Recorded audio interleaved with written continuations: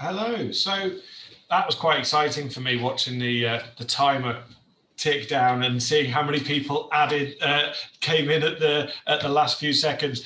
I've never tried that before. You can tell I haven't got out much recently.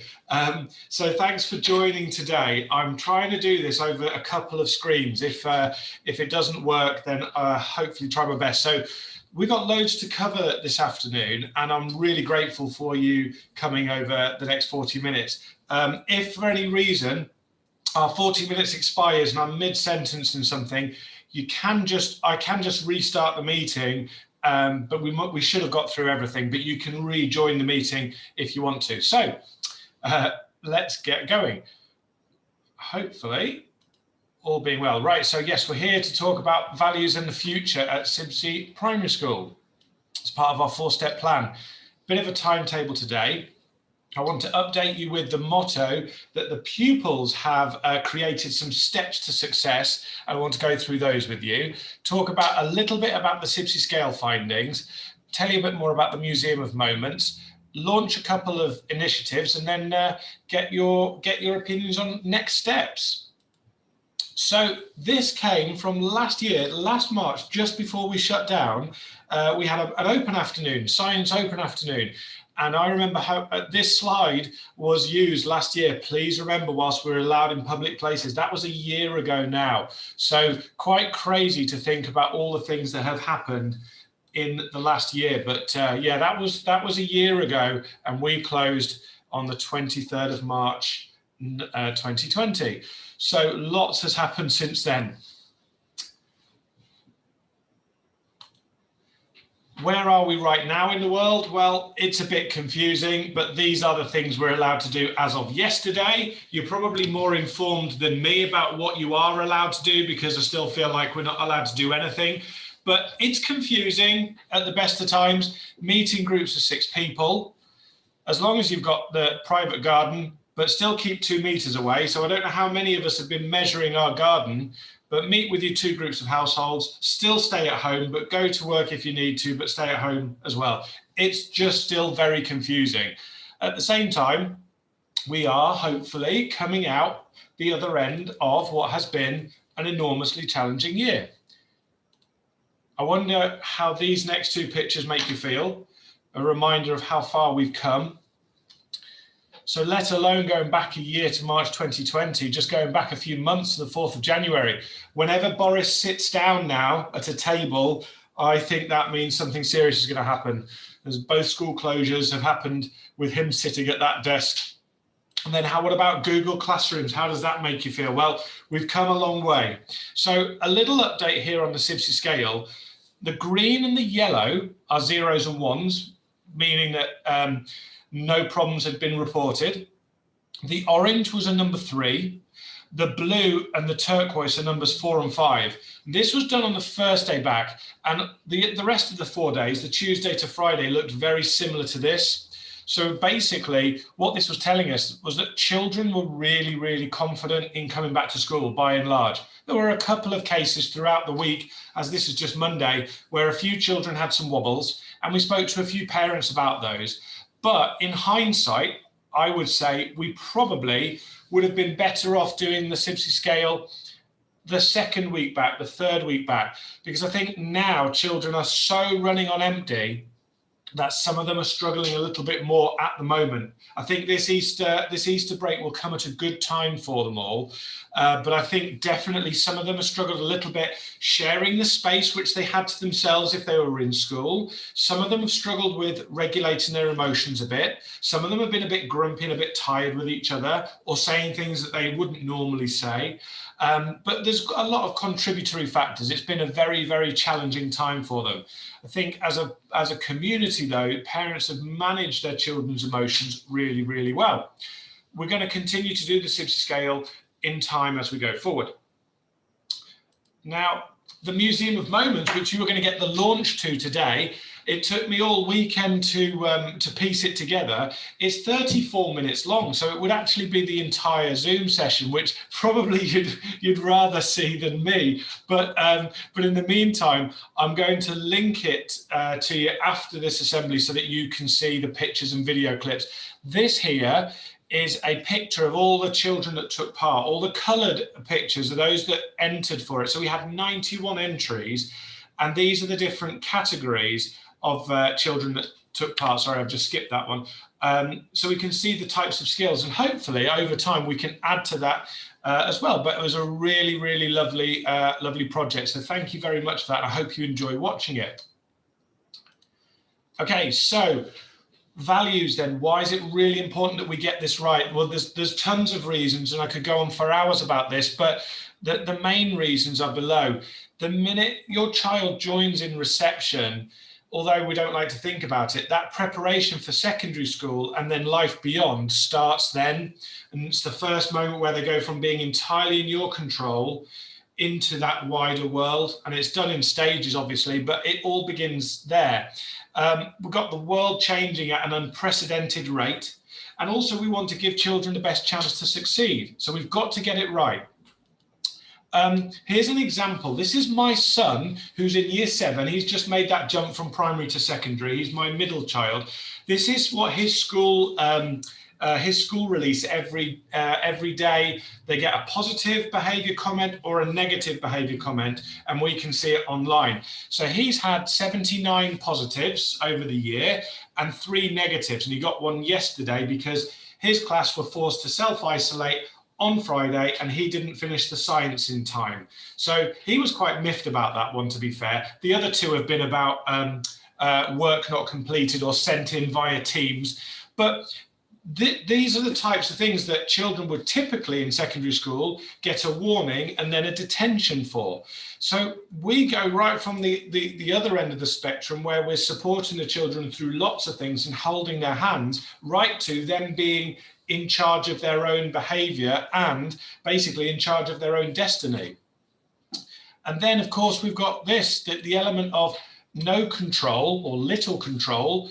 What control do we have over this type of situation? And I'm not saying that every school bus is like this, but my 2 eldest that go to secondary, they go on a bus where there are 4 different secondary schools.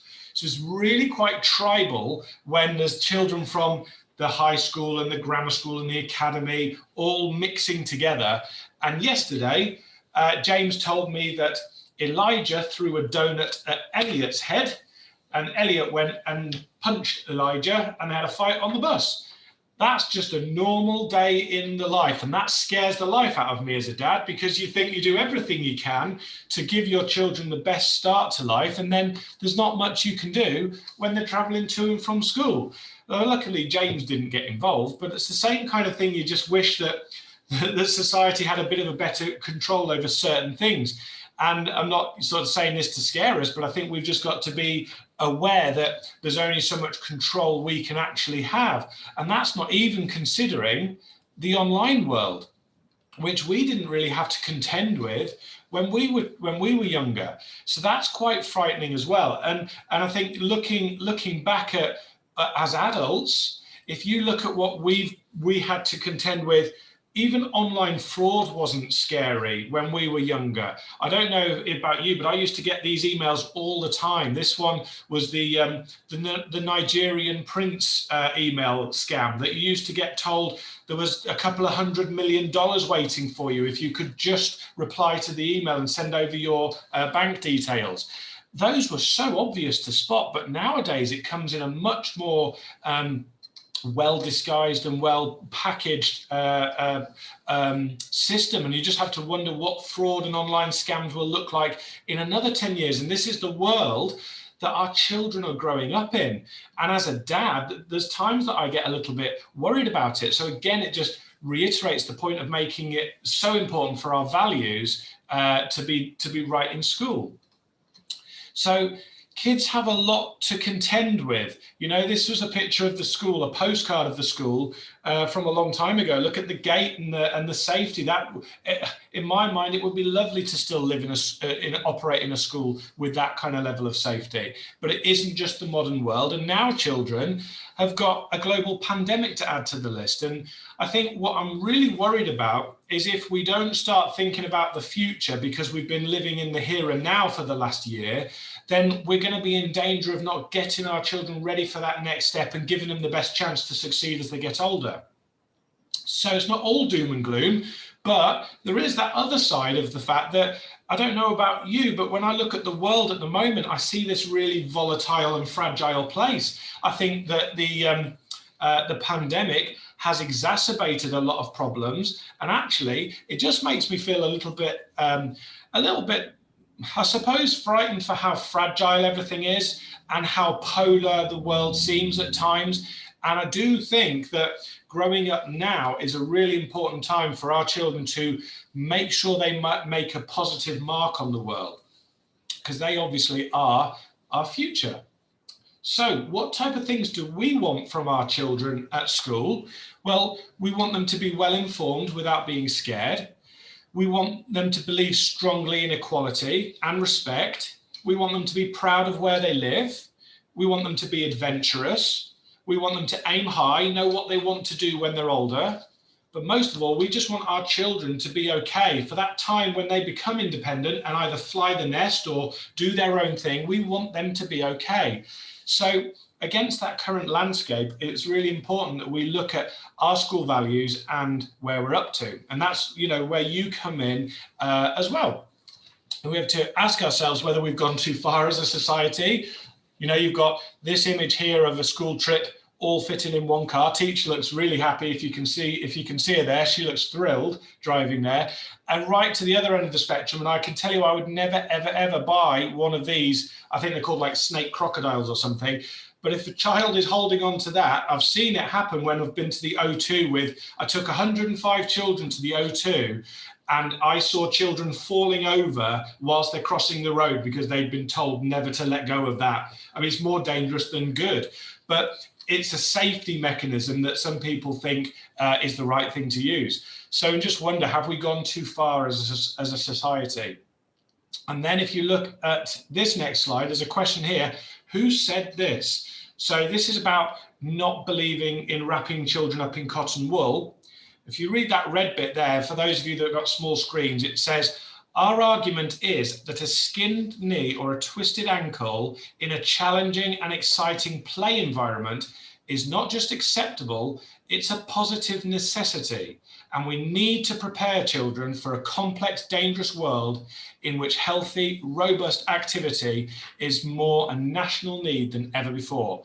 So think who said that, you'll be surprised to find out it was the Royal Society for the Prevention of Accidents. And health and safety executives have also written a similar statement about us giving the children acceptable risks as they get older. So you helped us last year to create this, the school values here, being brave, kind, brilliant, honest, and yourself. And the motto to go with their values, if this is all about how the children will be today, then the motto that goes alongside this is that today is the best preparation for tomorrow. What they do today helps them in the future. And now the pupils have come up with, and I think you'll be really, really, really proud of them, because this goes right down from the Pines all the way up to the Cedars. All the children in school have come up with these, then they've sent them in to me, then I've typed them up, then they've gone back to the classes, and the children have looked at them and spoken about them again, and then they've edited them, and then I've taken them back and re-edited them, and these are their final steps. So they've taken each value, and then they've made some steps for how they become brave and how they become kind. I think you'll be really, really proud of them. So I'll run through them here. The first one is to be brave. Try and fight the feeling of fear. Don't be scared. Try new things and have a go. If at first you don't succeed, try and try again. Stand up to things that are wrong. Really nice one. Then you see for being kind, nice actions and nice words. Help others, take turns. Have a caring heart and respect that we're all equal. Treat people how you would like to be treated. Then for being brilliant, be the best that you can be respectful and polite, bring out the best in others, and make the Sibsey family proud. For being honest, they started with tell the truth, own up to our mistakes, Tell people how we're feeling, so be honest to ourselves. And see, honesty is the key to success. And then finally, how to be ourselves. Well, believe in yourself. Knowing what makes us different is what makes us special. Do your own thing if it brings you happiness. Aim high and follow your dreams. Now, if the children can write those, it shows that they know an awful lot about the world that they live in and how to make it a perfect place. Not to say that every day is going to be perfect like that, but our children at school obviously have got a really, really terrific outlook, and they know what to look for to make their environment safe and happy. So we've got something quite unique in as much as our CIBSE family, your contributions and the way that you are as parents is not replicated in other schools. It's not the same everywhere else. And I can say that with conviction because I speak to a lot of head teachers who will get 3 replies from a survey, or they'll get 4 people turning up to an event. And I know tonight that we'll have another, say, 20 parents coming tonight. There'll be 40 parents or so that will have given up their time to contribute back to school. And your response rate to things is phenomenal. It's not an ordinary school. And we've got to keep remembering that because the pandemic has taught us a lot. And it's brought us closer together in other ways because it took down some of the normal barriers that we would have. It has brought some other things back, though, like some of the children have forgotten how to talk. When I walked in to say hello to one class today, one of the children said, "What's up, Mr. Wright?" And I said, "No, we don't normally say that. We normally say good morning." But those little things, they've obviously, forgotten some of the typical standards. But we mustn't lose sight. I mean, this just came into us on Friday. We had a parent who has bought every member of staff an Easter egg. The children have all written letters to the community. Parents set up the Pre-Love for CIBSE campaign. We are a really fortunate community. So we've got to keep building on that. And then that's why the next little thing, again, your help, and I'll come back to this at the end about how you can tell us about how we can do this. But this is where the next project comes in. So Top Up Your Tea was an idea that was started in the Cedars class, and it's not a food bank. I think there's a real stigma about food banks at the moment and about how you'd never be seen dead going to a food bank. That's not what this is. This is like a supplement to people's dinners. So what we're trying to do is teach the children that we're quite fortunate compared to quite a lot of people, and equally that some families are struggling as a result of the pandemic or their circumstances have changed. So we have taken in some donations. The Cedars were jumping on this already. And you can see that they've got a few donations here. And what they want to do is give it back to those people that need it. Eventually, they want to build this so that it goes beyond the school gates and goes to the community. But at the moment, it's just going to be, we're going to start it off. We've taken some advice and they suggested that we start it off small and then go a little bit bigger. So the plan is at the minute, once we get some of your feedback and your ideas, that we're going to run this after Easter sometime, all the way through to July, and then evaluate it and see how it goes. So we're supporting the community, and the children are going to be leading that as well. So how will it work? Well, that's kind of where we want your feedback at the end, really.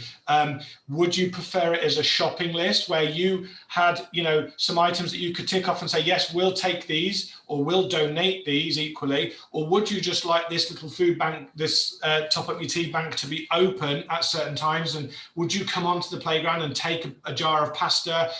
Would you take something, those sorts of things? Would you volunteer, or how would you involve other people that can't necessarily leave their house and come? Would you support the children? What's the word? Delivering the food to people that were involved. So those are the types of things that we want your feedback on, but really would like to get this up and going after Easter. So that's one thing to look forward to. And the next thing is some good news. Of some recent training that I went on for as the educational visits coordinator. We can now take children out using a new policy where we can already take children off site during the school day, because we have your consent for that, because it's part of the normal school curriculum. If there was a trip that we would take them to, you know, a sporting venue or something like that, we'd ask for written consent. But these normal trips, like a walk to the park or something like that, we can do with that consent because it's part of the school day. So I've asked the teachers to think about next term a place in Sibsey to go to where they may be able to do something. It might be that they do take them to the park, they might take them to the church grounds, they might take them for a local walk around the village, they might take them for a litter picking campaign. But really, we want to take the children out and make a difference to their community. And again, thinking about the children, not thinking about themselves, but about their role within the community. And this came from the training, and it reminded me how lucky we are. The coordinator said, if you've got a local issue, like with drugs needles in the area, then you can just mark that bit as a no-go. And after all, pupils need to be educated to deal with it because it's their home after all. You know, so again, we're not dealing with some of the inner city, I suppose, demographics of issues, but at the same time, that doesn't mean that you wouldn't find a can of beer or a bottle of beer at the park. And we've got to teach our children what to do with that, not just shield them from it all the time. Okay, so going on to our demographics at Sibsey, this is a bit of a snapshot of what our demographics look like. So at the moment, we've got 171 pupils on roll, nearly 50-50 with boys and girls. You can see here, this is English as an additional language. So we've got one child in the school whose language is not English, and the national is 1 in 5. So you can see how few children we have compared to national. Equally, we've got really good attendance rates compared to national figures. And going even more on that cultural side of things, here we've got a breakdown of our demographics for religion. So 95% of our children that are identified by religion are Christian, and only a small fraction there breaking up into Hindu, Muslim or Sikh. So really, we're so monocultural, which means that our children don't get exposed to some of those other cultural influences that they then hit when they go into year 7 at secondary school. So we've got to make an extra effort to make sure that the children are aware and interested in the diverse cultures that are around in England. So we've talked a little bit about this last time. I've updated this because equality and diversity is a real wide spectrum. Personal opinions can be very strong on this matter. You'll see this is the most recent saga, I would say, that the teacher up north who has been suspended for showing the Charlie Hebdo cartoon. Well, there's now been a petition, over 50,000 people have signed to get this teacher reinstated. Such polar opinions, again, about such an incendiary issue. And we have to be so careful that our children can get swallowed up in bad news, and actually the whole point is missed sometimes. And we go back to saying that we have to find the balance. We've got to make sure that children appreciate that families come in different shapes and sizes, that families look different, but that everything is okay. Whatever their family setup is right. And I think what children need to know is that they should be able to talk about their feelings.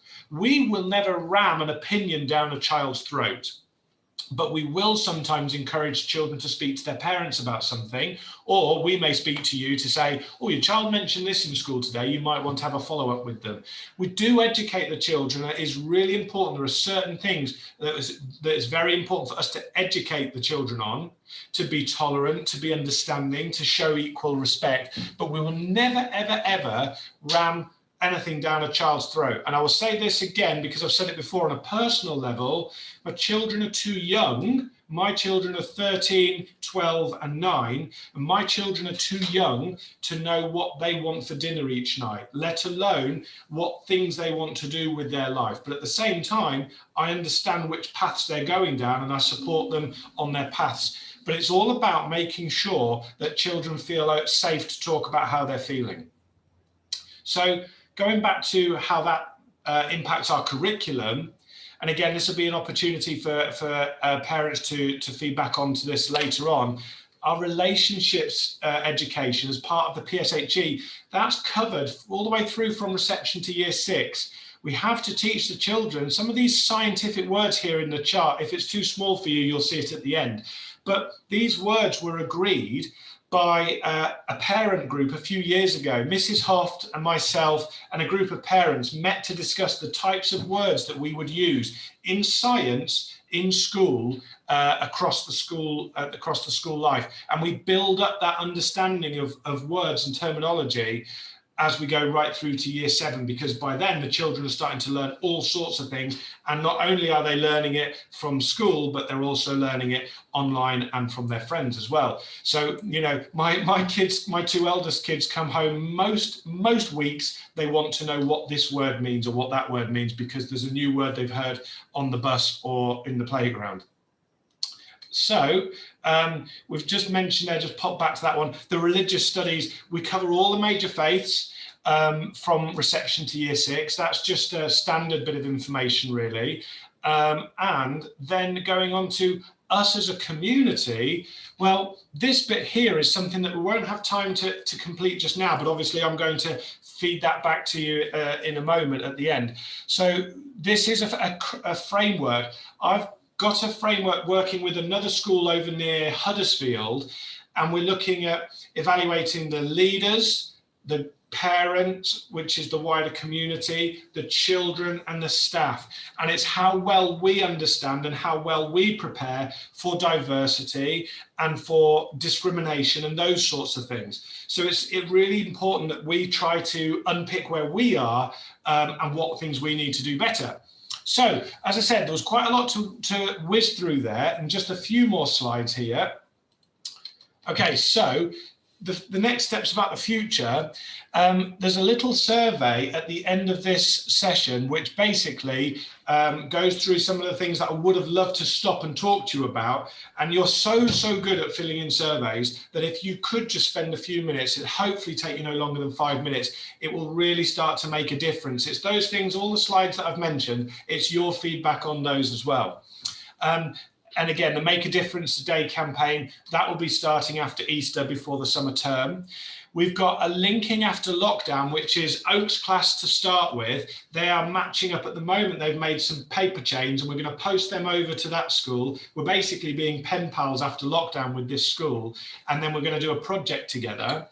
I think it's really important that all of the children, the whole school and the whole family need to really live by these values and the steps, because that's the way that we'll ask the children to really manage their own behaviours. And then we'll hold them to account if they don't. And I think we need to be able to do that with them, because they will have good days and they will have bad days.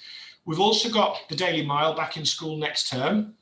And then we've got this Everest collaboration, which we're really excited about, is 2 other schools that we're working quite closely with. In the lockdown, there's 2 other schools, Wrangle and Sleaford Church Lane. And now as a 3, we're looking at doing little projects together so we can try and get our children linked up either virtually to start with, or in the longer term, sporting competitions and those sorts of things as well.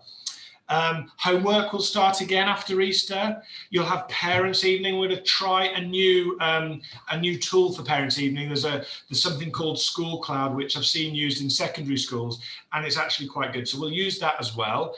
And then the most exciting thing, which is for tonight's session, is going to be Mrs. Locke, our parent governor, who's going to talk about this, but I'm doing it on behalf of her this afternoon, is a parent council. We're starting up a new initiative. And I see a lot of faces here that come to every event, or they always contribute their ideas and their support to the school, but maybe they don't want to be a governor, or maybe they don't want to go to the Friends of Sibsey, but maybe they want to do something slightly different. So we're really hoping that you might be interested in becoming a parent council member. So like we have our school council, we'd like to set up this parent council with two parent reps from each class, and it'll be run by Mrs. Locke. She's got a child who's just left the school and a child in year 3 at the moment. And she's also the deputy principal of Boston College, if you don't know her.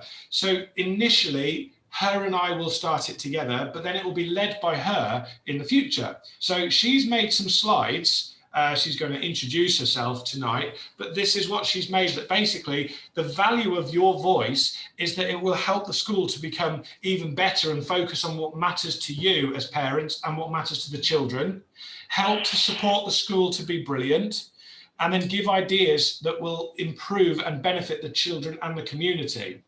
So that's it really, looking for this parent council, and what will it involve?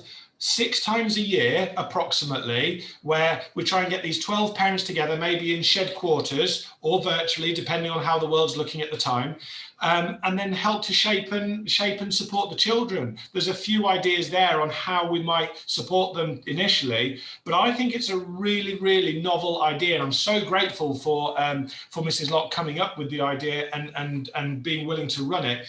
So that really, in a nutshell, is the parent council. And if you want to get involved, there are 2 ways. One, you can email Mrs. Locke directly, that's her governor email address, or 2, you can let us know on the survey. I think it's the final question, which just says, yes, I'd be interested.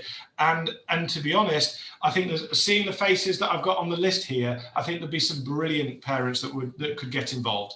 Now, we're going to be thrown off in about 50 seconds, and I did tell you there's a lot to cover, and I'm so sorry that it's not a situation where I can open up the floor and then invite you to speak, but I really would like you to, if you want to type in anything on the comments afterwards, please do so. But thank you so much for giving your time up, and I do really appreciate it, and I love seeing you here. I love having the opportunity to do these things with you, and thank you so much for all of your help over the last year as well. I'll see you soon, and if I don't see you personally, have a lovely Easter.